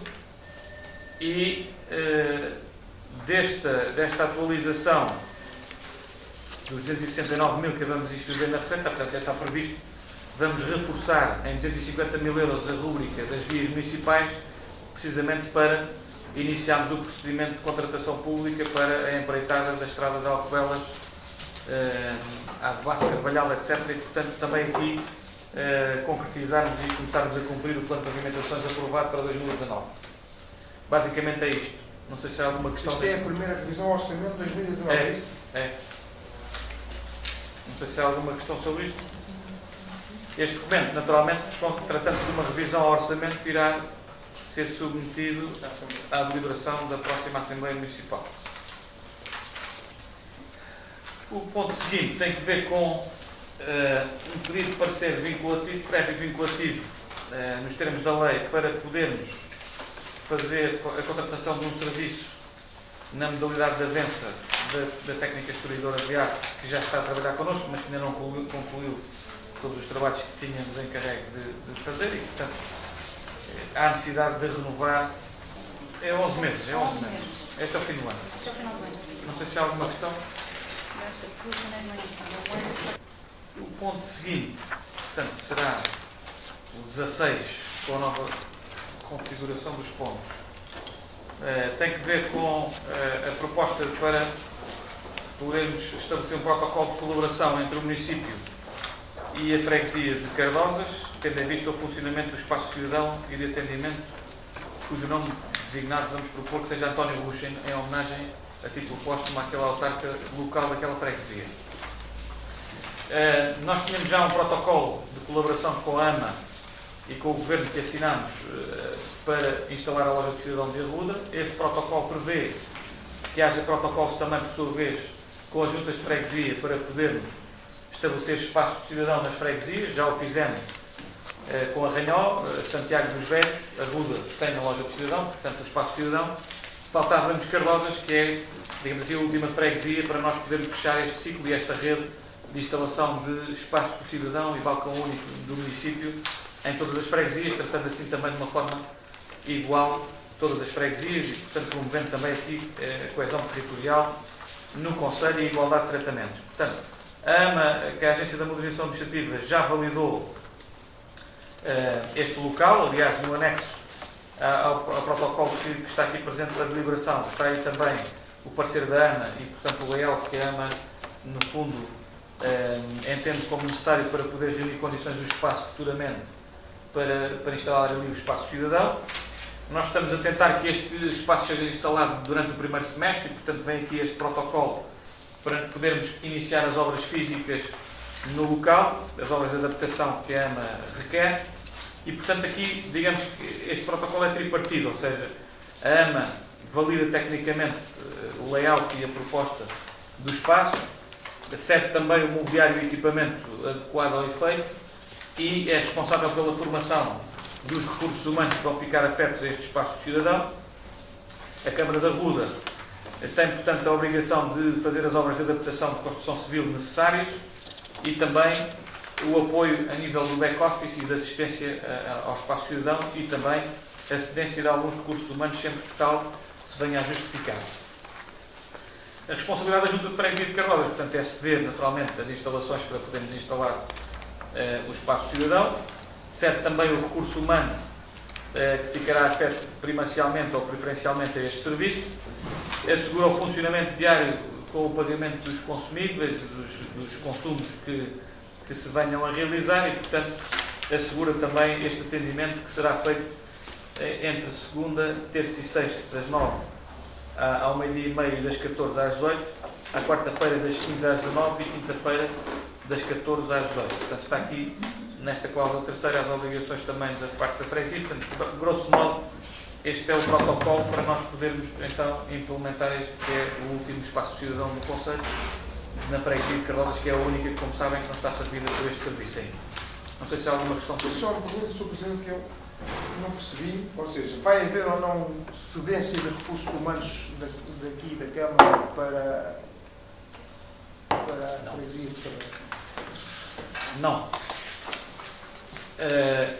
A funcionária da Junta de Freguesia de Cardosas receberá formação para ficar no espaço cidadão e o que há é a possibilidade de, se houver uma necessidade, uma vez que só há lá um recurso humano administrativo a elaborar na Junta de Freguesia de Cardosas, quando tal se revelar absolutamente necessário para o funcionamento do espaço, nós podemos deslocar ao local um colaborador para fazer este serviço. Ou seja, estou a falar da cláusula quarta, a linha C, ou seja, diz aqui que o município da Rua dos Vinhos obriga-se a dar apoio técnico e ao nível do atendimento, fazendo deslocar sempre que tal se revele necessário para assegurar o serviço, uma colaboradora ou colaborador seu ao espaço cidadão igual com o único Cardosas. Ou seja, só se tal se revelar necessário, por impedimento, nomeadamente da trabalhadora que lá está, é que a Câmara fará deslocar para lá um recurso humano. É óbvio que numa fase inicial, e isso também está previsto e falado pelo Presidente da Junta, numa fase inicial, ali nos 2 ou 3 meses, como foi o caso que fizemos em Arranhol, muito provavelmente teremos de deslocar para lá uma funcionária nossa para também complementar a formação, porque a formação que a técnica da Junta de Freguesia de Cardosas irá receber é apenas na questão da interação com os serviços da AMA e do Estado Central do Espaço Cidadão. Tudo o que é balcão único municipal tem que ser as nossas colaboradoras a dar essa formação permanente e este atendimento de back-office que está aqui previsto também e que, aliás, é feito também para os outros espaços de cidadão dos outros pontos do Conselho. Está? Obrigado. Pronto, estamos em condições de poder votar, penso que ninguém votará contra, não é? Aprovado por unanimidade este ponto, que é o ponto 16, não é? 16. O ponto seguinte, passou a 17, tem que ver com uma retificação. Há certo que eu pedi aqui à RUT para vos poder Sim.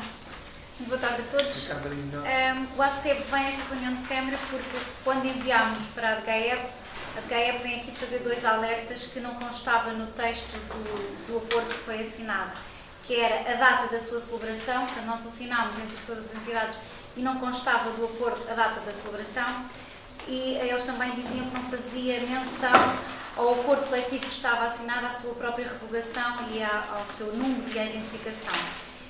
E depois era uma credencial que estava em falta também enviar, nós tínhamos, mas pronto, foi aqui mais um lapso em termos técnicos e daí a necessidade de vir a esta reunião de Câmara por forma a retificar o acordo. Portanto, é mais por falta de menção da data de celebração deste novo ACEP e da falta de identificação daquele que acabava por ser revogado.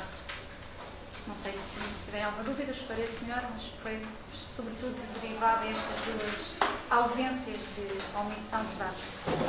Muito bem, este ponto 18 da Ordem de Trabalho diz respeito a um aditamento ao protocolo que tinha sido otorgado no dia 13 de novembro de 2017 entre o município da Ruda, o agrupamento de escolas da Ruda dos Vinhos e a tal estabelecimento de ensino, portanto o externato, para a utilização, se bem se recordam, daquelas salas lá embaixo no antigo edifício do externato Irano de Lisboa, enquanto durou a obra de requalificação do centro escolar da Ruda.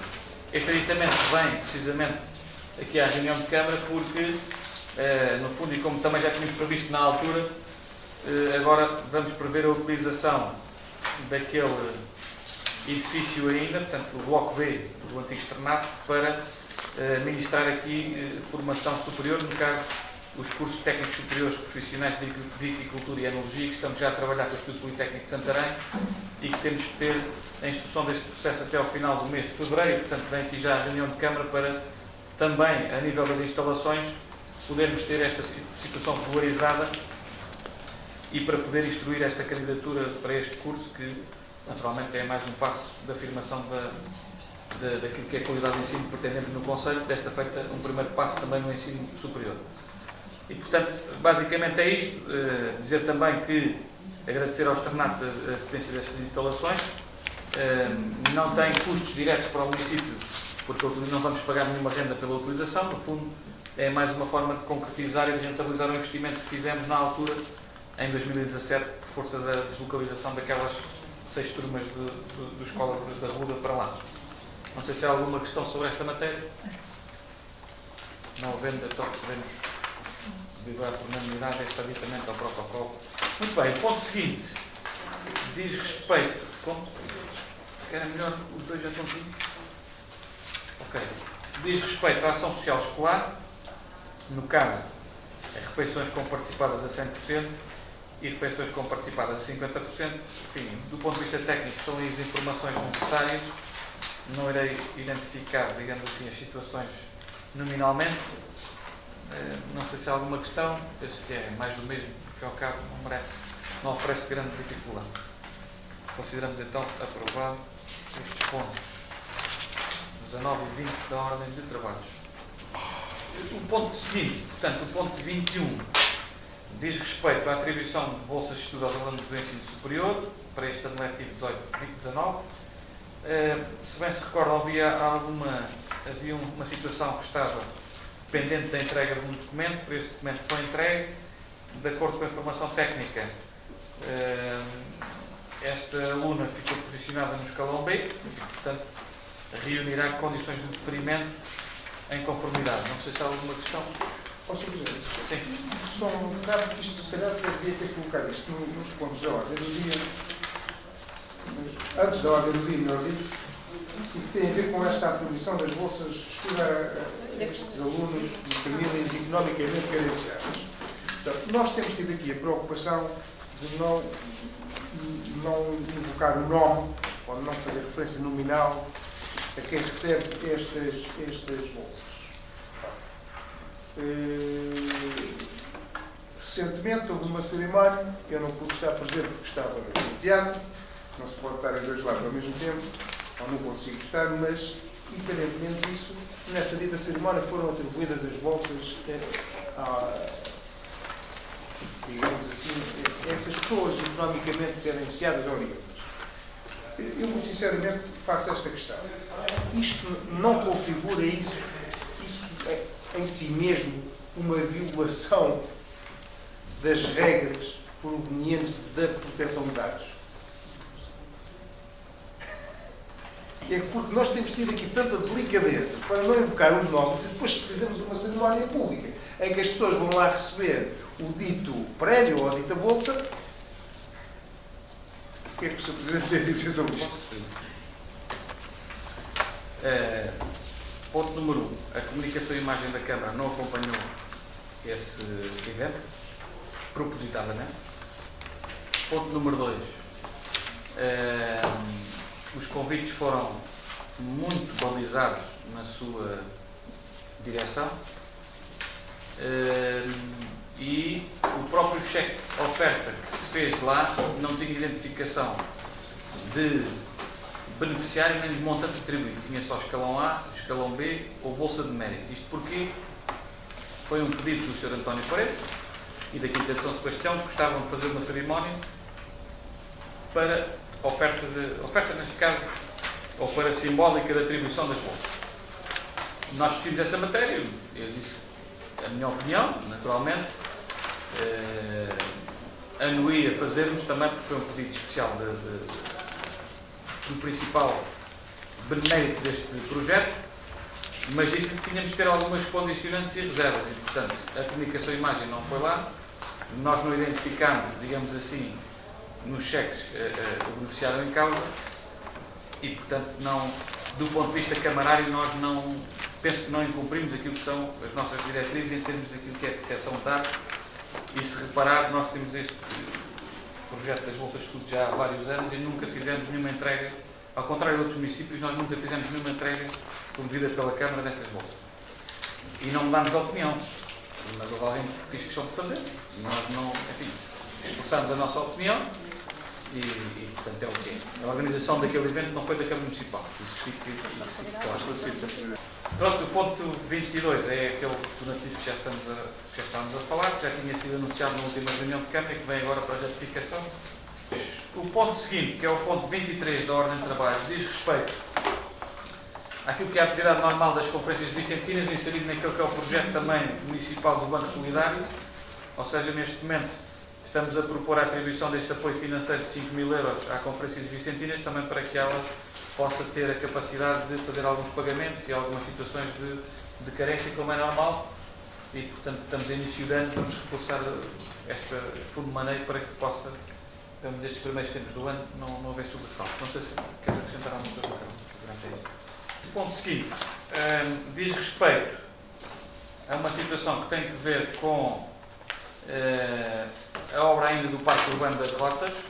Neste caso tem que ver com o pagamento ao consórcio de arquitetos Pedro Campos Costa e para a Atelier, que fizeram o trabalho de concepção do projeto de execução do Parque Urbano das Rotas, naquele concurso que foi lançado com a parceria e colaboração estreita da Ordem dos Arquitetos Secção Regional Sul. O que é facto, e está aqui fundamentado na proposta, é que o prazo de conclusão da obra, como é notório público e como é factual, derrapou largamente no prazo estabelecido contratualmente e, portanto, houve um acréscimo de custos para a assistência técnica da obra por parte dos arquitetos, que não é naturalmente imputável naturalmente aos arquitetos e, portanto, chegamos aqui a um valor consensualizado de uma retribuição de 8.000 euros por força destes mais de 12 meses em que eles tiveram que dar assistência à obra sem, enfim, para além daquilo que é o período normal de execução do contrato. Naturalmente, e antecipando eventualmente alguma questão, nós temos todo o direito, no meu entender, embora isto seja objeto de uma análise jurídica, temos todo o direito de imputar este valor que estamos a pagar a mais aos arquitetos à empreiteira que concorreu para que houvesse, no fundo, este atraso na obra. Portanto, basicamente é isto que tenho para dizer. O acordo está aí à vossa disposição. Não sei se há alguma questão em concreto. Há precisamente uma questão em concreto. E penso que o acordo não salvaguarda devidamente o município. Porque o município, ao fazer isto e ao assumir este pagamento, na minha modesta opinião, está a assumir responsabilidades pelo atraso. Quando devia ter salvaguardado expressamente que havia aqui um direito de regresso do município sobre a empreiteira e que efetivamente atuou de forma a minimizar, digamos assim, danos aos arquitetos, mas que a responsabilidade pelo atraso, pelo menos devia ter esse considerando. O Sr. Presidente, eu ao ler isto, a pergunta que se me coloca é dizer assim, então o município assumiu as responsabilidades pelo atraso. Portanto, assim é que vai pagar. Naturalmente, este acordo passou pelo nosso gabinete jurídico, mas admito naturalmente que o nosso gabinete jurídico também incorra. Agora, sobre esta matéria, o que eu posso dizer é o seguinte: a responsabilidade contratual, efetivamente, é entre o município e a Pedro Campos Costa Arquitetos, enquanto consórcio deste projeto. Nós agora temos a direito de regresso perante a empreiteira, mas isso, o Pedro Campos Costa aqui é essa relação interna entre dono da obra e empreiteira. Eu tenho um contrato com o dono da obra e teve custos adicionais perante essa circunstância. Eu não vejo aqui qualquer impedimento a que o município agora, depois de pagar esta quantia, porque só depois de pagar esta quantia é que tem direito de regresso, depois de pagar esta quantia para a Atelier e ao Pedro Campos Costa, aí sim tem razão e fundamento para imputar esta quantia ao empreiteiro. Antes de pagar não terá esse direito porque não tinha tido prejuízo com isto.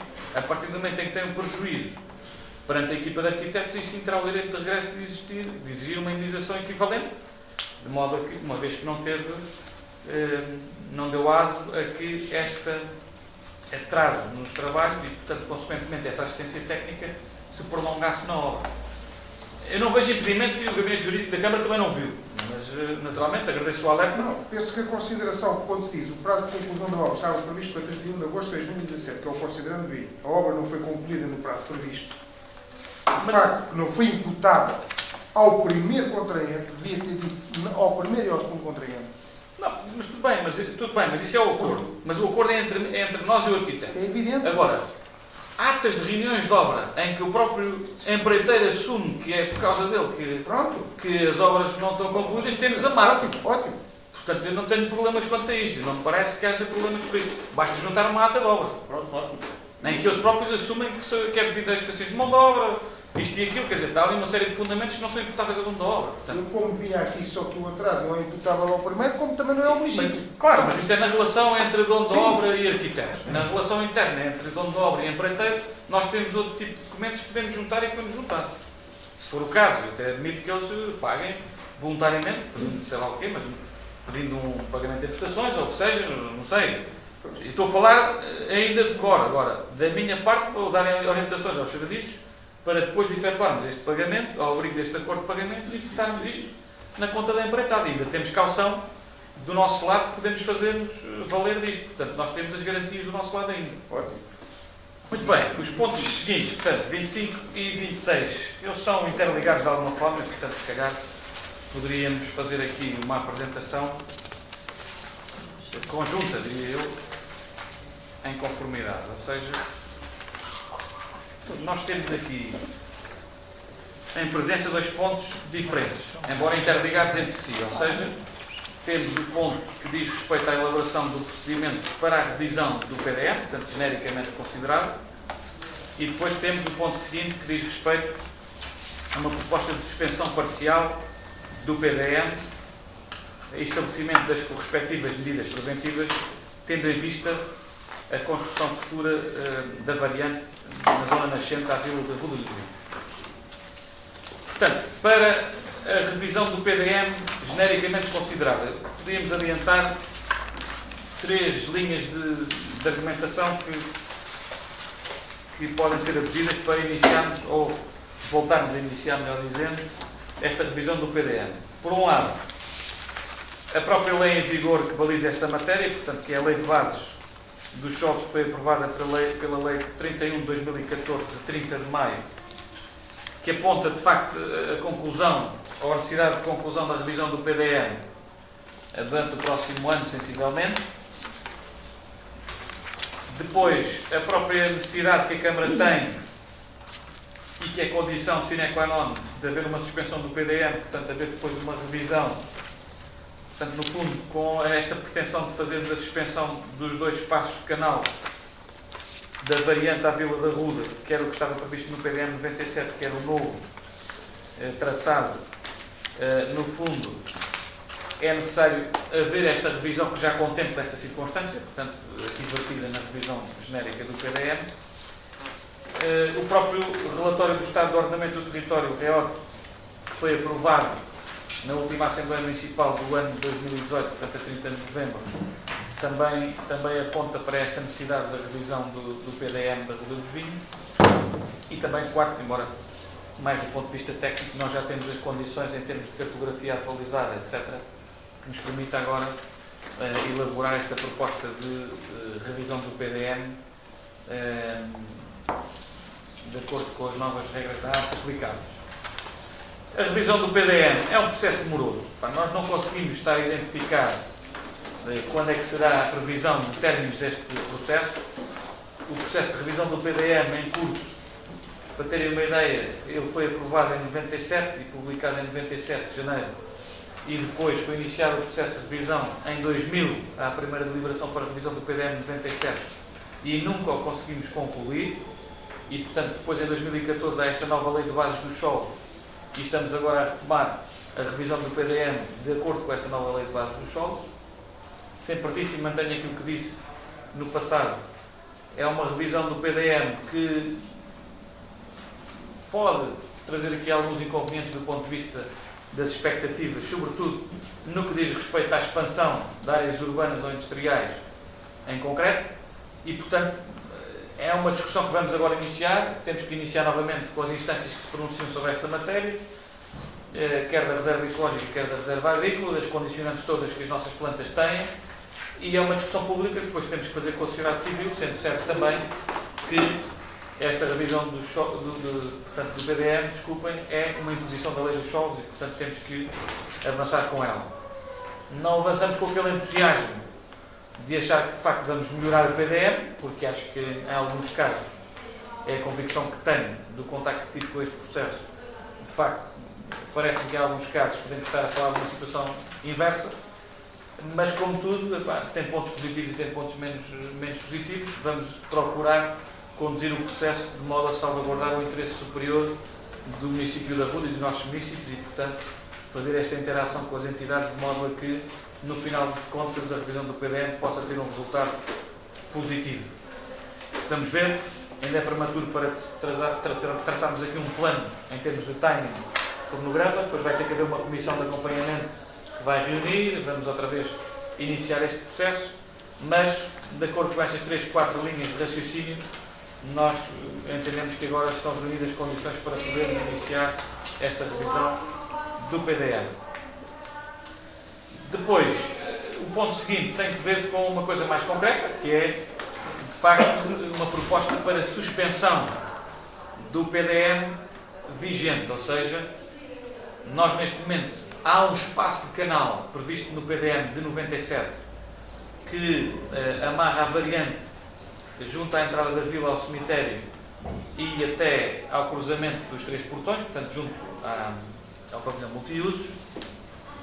Esta proposta tem sido amplamente discutida, quer com o Governo da República, quer com as Infraestruturas de Portugal, quer com a Reserva Agrícola Nacional, quer com a própria CCDR e com a APA-ARH, portanto do ponto de vista ambiental também, e houve uma evolução naquilo que diz respeito à proposta de traçado desta variante, o que significa que a proposta que está em cima da mesa é afastar a variante da vila, ou seja, a proposta será amarrar portanto, a variante mais próxima ao armazém do Sr. Filipe Serrano, portanto, à entrada da vila, e depois ela fazer o trajeto para vir ligar via, no fundo, os 4 caminhos, o cruzamento dos 4 caminhos, até à zona industrial das corredoras e depois sair, ligar à Estrada Nacional do Carregado, mesmo em frente, mais ou menos, à urbanização do Casal da Machada, portanto, aquelas vivendas do Casal da Machada, nas corredoras. Portanto, é um perfil mais, de facto, de acesso, digamos assim, à zona industrial, portanto, é mais uma variante, tecnicamente, do que o traçado original. Abre uma boa perspectiva também naquilo que é o que está vertido no Plano Nacional de Investimentos, aprovado em Conselho de Ministros, que diz respeito ao primeiro traçado do IC11, portanto vamos ter ali uma zona perto da confluência com o IC11, se vier a realizar-se, oxalá que sim. E portanto, basicamente, é isto que podemos dizer, ou seja, esta suspensão do PDM é uma condição necessária do ponto de vista urbanístico para fundamentar a não utilização da variante que estava prevista em espaço de canal originalmente em 97, portanto mais junto à vila. Portanto, há várias fundamentações para este afastamento, nós acompanhamos praticamente todos eles e a IP tem insistido que este é de facto o melhor traçado, o melhor serve e portanto nestas coisas também quem paga também tem o direito a mandar alguma coisa e portanto nós não nos opomos e acho que tem mais valia para o Conselho em termos ambientais esta alteração de traçado e portanto esta suspensão do PDM é um instrumento agora necessário do ponto de vista urbanístico para viabilizar a concretização do projeto de execução e mais tarde a obra que se venha a lançar. Portanto, basicamente é este o enquadramento para estes pontos da ordem de trabalhos. Não sei se há alguma questão sobre esta matéria. Parece-me que a conclusão a retirar, esta alteração do traçado leva a que haja, ou que tenha que se proceder, digamos, à suspensão e, por sua vez, à revisão do PDM. Isto também. Acelera, sim. Pronto. É condição, ou seja... É condição necessária. É. Presumo que o traçado anterior presumo não, está este amarelo, vem aqui este risco. Eu, ao Sr. Presidente, eu não tenho conhecimentos técnicos, mas o que importa é que se faça a variante. Agora, se discutir se é mais para ali, mais para lá, o que eu queria perceber é, vai haver aqui uma rotunda nos 4 caminhos, não é? Sim. Que deve ser muito perto, pronto, é muito perto, não é? Aqui. É. Portanto, muito perto ali da confluência da estrada que vai para as Cardosas e a outra que segue para a Quinta da Serra. Aqui vai.